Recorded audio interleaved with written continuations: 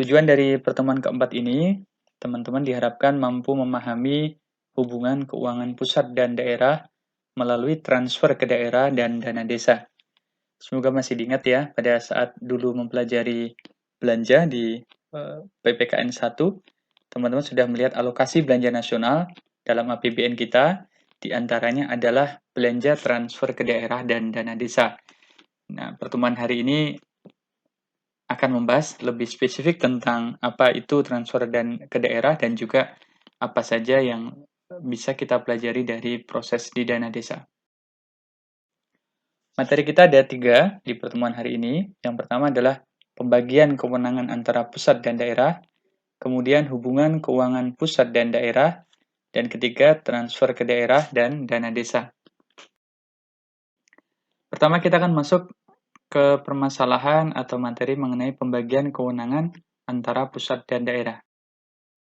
Kalau kita melihat dari aspek historis ya, terutama historis peraturan, sebenarnya pada zaman dulu, terutama di Orde Baru, kita tidak mengenal istilah otonomi daerah. Jadi otonomi daerah ini adalah terminologi yang baru dikenal, khususnya setelah ada Undang-Undang Nomor 22 Tahun 1999 tentang pemerintahan daerah, beserta Undang-Undang Nomor 25 Tahun 1999 tentang perimbangan keuangan antara pemerintah pusat dan daerah. Jadi, pada tahun 1999 ini adalah pasca reformasi tahun 98, dan di sana ada semangat baru yang menuntut pemerintah pusat memberikan kekuasaan dan kewenangan yang lebih besar kepada pemerintah daerah untuk mengelola dirinya sendiri. Nah, salah satu undang-undang yang muncul pertama kali adalah Undang-Undang Nomor 2299, kemudian dilanjutkan dengan undang-undang yang kedua yaitu Undang-Undang Nomor 25 Tahun 1999. Di era kedua, kita lihat di sini ada revisi atau perubahan terhadap undang-undang yang pertama kali disahkan di tahun 1999 tadi.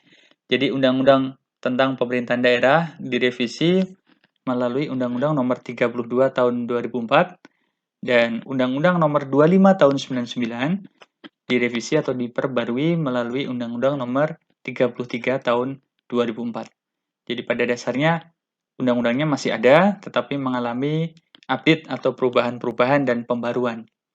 Dan era ketiga, era terakhir yang berjalan dari tahun 2004 sampai dengan saat ini adalah undang-undang yang 2 di awal tadi masih ada, ditambah satu undang-undang yang ditetapkan tahun 2014, yaitu Undang-Undang tentang Desa. Jadi, mulai dari tahun 2014, selain Undang-Undang Pemerintahan Daerah dan Undang-Undang tentang Perimbangan Keuangan Pusat dan Daerah, ada satu undang-undang yang menjadi histori dan melatar belakangi pelaksanaan otonomi daerah sekaligus pengelolaan keuangan pusat dan daerah, yaitu Undang-Undang Nomor 6 Tahun 2014 tentang Desa. Di slide berikutnya kita melihat kerangka dasar desentralisasi.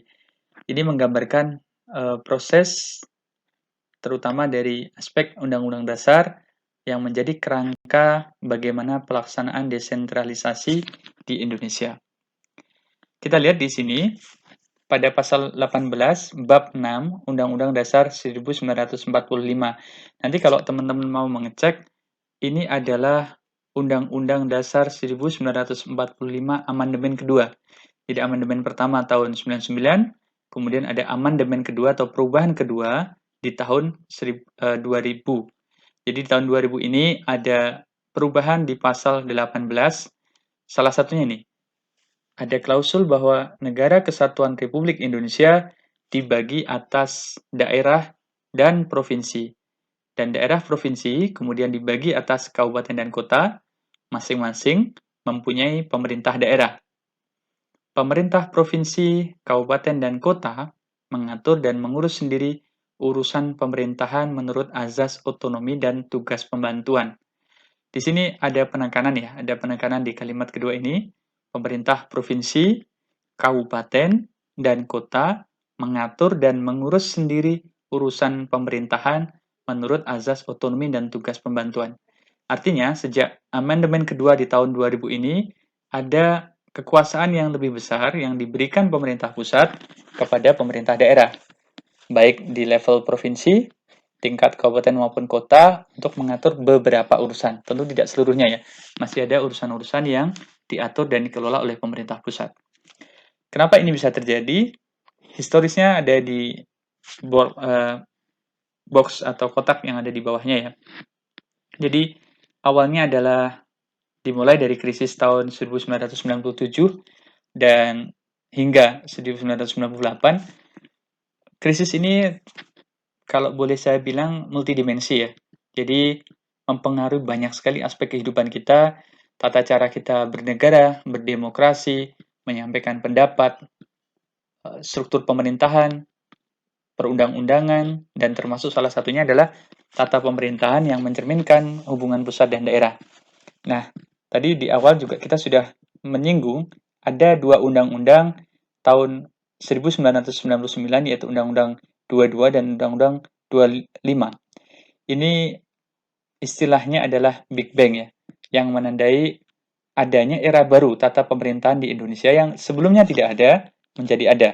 Sebelumnya tidak ada otonomi daerah, sekarang atau sejak tahun 99 ini dikenal istilah pelaksanaan otonomi daerah di negara kita. Sekaligus juga ada desentralisasi yang pada zaman Orde Baru maupun Orde Lama sebelum tahun 99 itu tidak dikenal. Apa yang menjadi konsekuensi dari pelaksanaan desentralisasi ini? Yang pertama, ada hubungan kewenangan antara pemerintah pusat dan daerah dengan memperhatikan kekhususan dan keragaman daerah.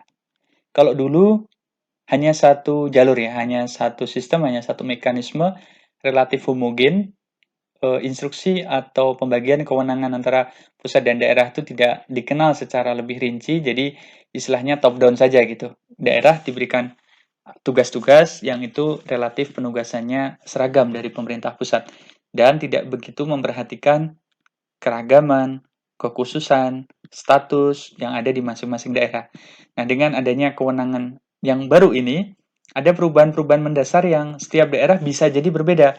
Setiap daerah diberikan kekuasaan dan kewenangan untuk membuat, katakan yang paling simpel, peraturan daerah untuk mengatur dirinya masing-masing. Dan itu bisa memperhatikan atau menyesuaikan dengan kondisi daerahnya. Yang kedua, ada sebuah harapan bahwa dengan adanya desentralisasi ini, ada keadilan dan keselarasan, terutama dalam hubungan keuangan antara pemerintah pusat dan daerah.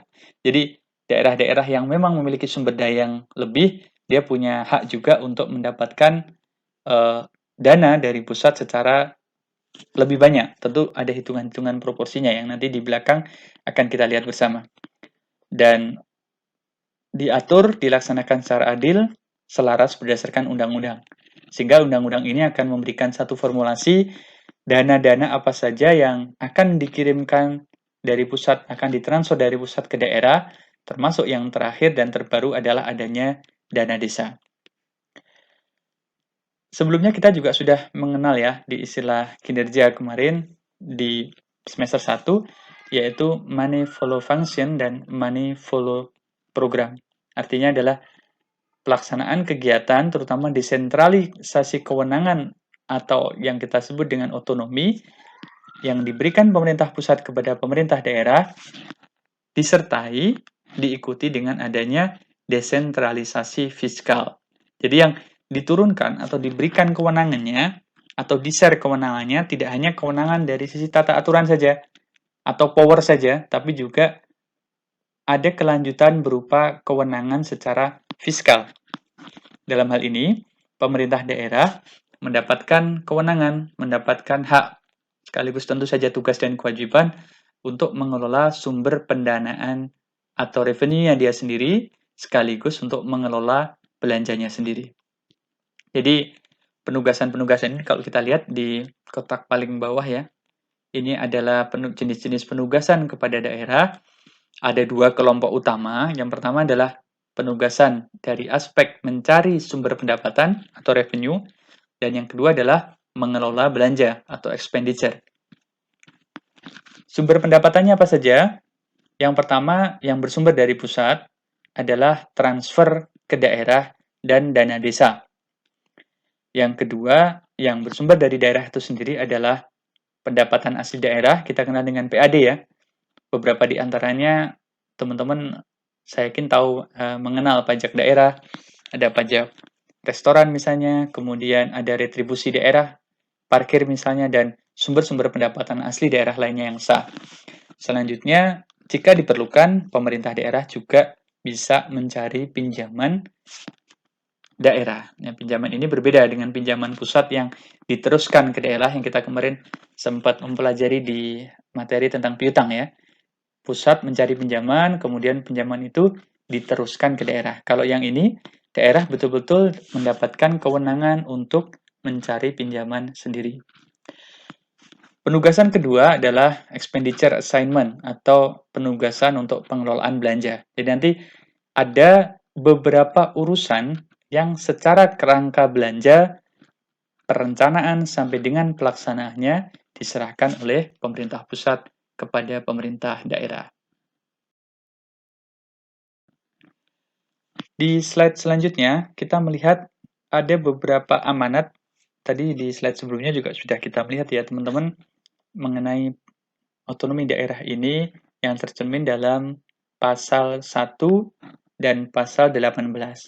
Nah, di pasal 18 inilah sekali lagi yang menjadi histori sekaligus dasar peraturan tertinggi, yaitu di Undang-Undang Dasar 1945, yang menjadi landasan pelaksanaan otonomi daerah.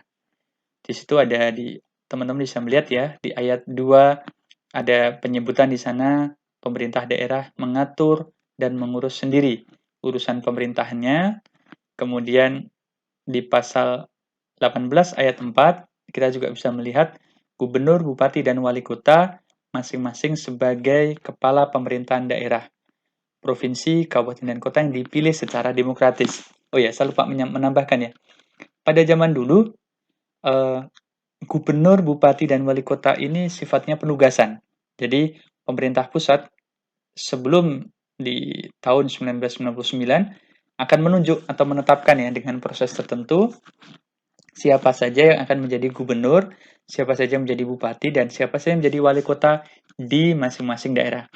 Termasuk kepala kelurahan ya, atau lurah ya. Hanya kepala desa yang pemilihannya dilaksanakan langsung oleh rakyat. Jadi kalau pilkades itu memang sudah dikenal dari zaman dulu, dari sebelum tahun 1999, tetapi kalau pilkada, pemilihan gubernur, bupati, dan wali kota baru dikenal setelah periode otonomi daerah berjalan. Nah, di ayat kelima, tadi masalah pengecualian urusan tadi ya, pemerintah daerah menjalankan otonomi seluas-luasnya kecuali urusan pemerintahan yang oleh undang-undang ditentukan sebagai urusan pemerintah pusat. Nanti di undang-undang, di ketentuan akan ditetapkan apa saja yang menjadi urusan pemerintah daerah, apa saja yang menjadi urusan pemerintah pusat yang ditugaskan ke daerah, dan juga apa saja yang urusan pemerintah pusat yang masih diurus oleh pemerintah pusat sendiri. Yang keenam, masalah perda tadi ya, pemerintah daerah berhak menetapkan peraturan daerah dan peraturan lain untuk melaksanakan otonomi dan tugas pembantuan. Jadi pelaksanaan penyusunan aturan ini tidak lagi hanya sentralistik, hanya berasal dari pusat, tetapi ada kewenangan-kewenangan bagi daerah untuk membuat dan menyusun peraturan sendiri.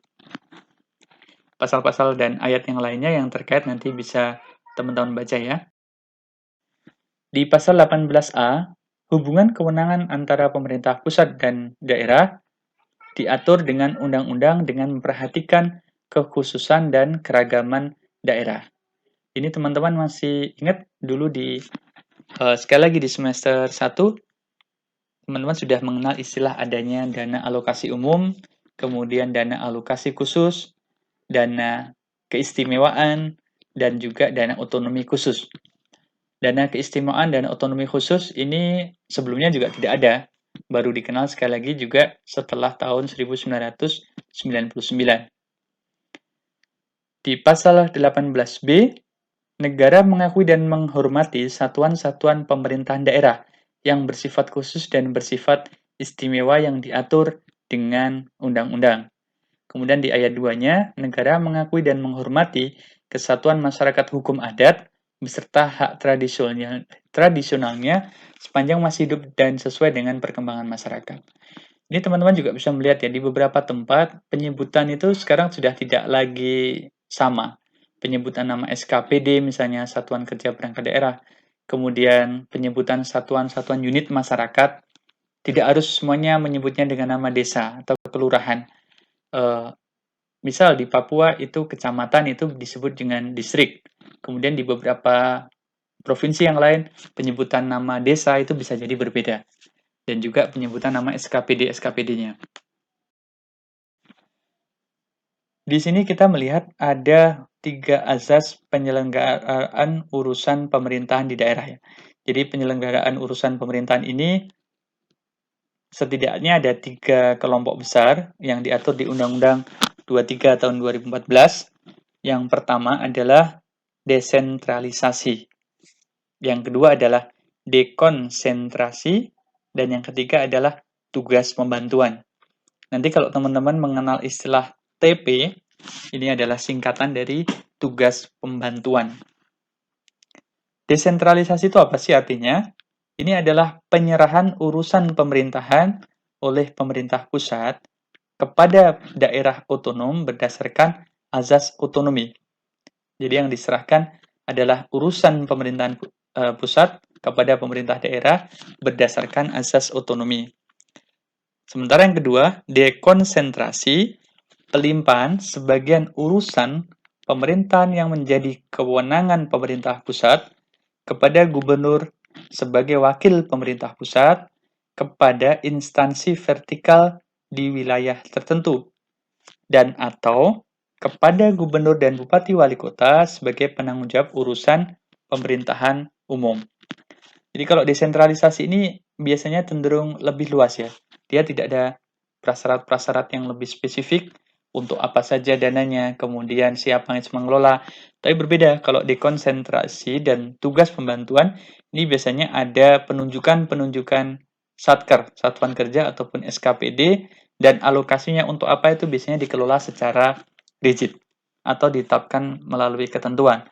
Misalnya kalau dikonsentrasi itu mayoritas dananya harus untuk kegiatan-kegiatan yang sifatnya non-fisik. Jadi bukan untuk pembangunan infrastruktur. Berbeda dengan tugas pembantuan. Kalau tugas pembantuan ini biasanya difokuskan untuk kegiatan-kegiatan yang sifatnya fisik. Kalaupun ada beberapa persen dana dari tugas pembantuan yang sifatnya non-fisik, itu sifatnya dukungan pembangunan fisik. Misalnya, kalau tugas pembantuan ini digunakan untuk membangun jalan, membangun jembatan, dan nanti sebagian dananya digunakan untuk data dukung. Misalnya dana dukung untuk pembayaran gaji atau honor pihak-pihak yang terlibat dalam pelaksanaan pembangunan tersebut. Nah, kita lihat definisinya. Kalau tugas pembangunan itu adalah penugasan dari pemerintah pusat kepada daerah otonom untuk melaksanakan sebagian urusan pemerintah yang menjadi kewenangan pemerintah pusat atau dari pemerintah daerah provinsi kepada daerah kabupaten kota untuk melaksanakan sebagian urusan pemerintahan yang menjadi kewenangan daerah provinsi. Jadi, kalau dikonsentrasi tadi, intinya dari pemerintah pusat kepada instansi vertikal. Misalnya, contoh instansi vertikal apa sih? Kalau kita lihat ya, Kementerian Agama misalnya punya satuan kerja di daerah, maka itu adalah disebut dengan instansi vertikal. Atau diserahkan dana dekonsentrasi ini kepada gubernur, kepada bupati, kepada wali kota. Dan stop di situ, artinya tidak ada kewenangan dari provinsi memberikan dana dekonsentrasi kepada pemerintah kabupaten atau kota. Sementara kalau tugas pembantuan tadi, ada yang berasal dari pemerintah pusat kepada pemerintah provinsi, ada juga yang berasal dari pemerintah provinsi kepada pemerintah kabupaten kota. Jadi tugas pembantuan ini jangkauannya bisa lebih jauh ya. Ini adalah perbedaan yang terlihat antara pelaksanaan sentralisasi, dekonsentrasi, tugas pembantuan, dan desentralisasi. Kalau sentralisasi, ini kewenangan politiknya hanya ada di pusat, dengan kewenangan administrasi hanya dilaksanakan oleh perangkat pusat, atau kita sebut saja misalnya kementerian lembaga, satuan kerja pemerintah pusat yang ada di pusat. Dan secara keuangan seluruhnya menggunakan dana APBN.